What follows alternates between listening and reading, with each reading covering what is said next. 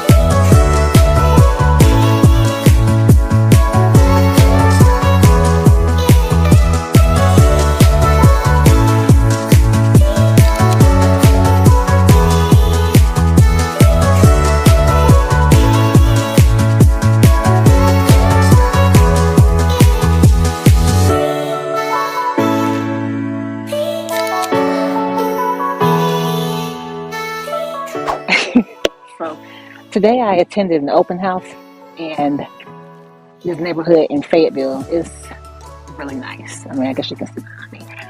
And when I got here, there was so many cars here, I couldn't find anywhere to park. When I tell you I'm the last person here,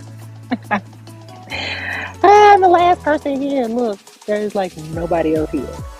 When I tell you it was cars up and down the street, they had an icy company. They had like ices and stuff like that. But you know, this is what it is. This is real estate. You know, new agents. This is how you can, you know, go ahead and start making things happen. You know, you want to learn. You want to become acquaintances with other agents in the industry. You want to get familiar with what's happening in the community. And so you go to open houses like this to just absorb and learn what's new, what's happening. So yeah, this is me at work on a Saturday.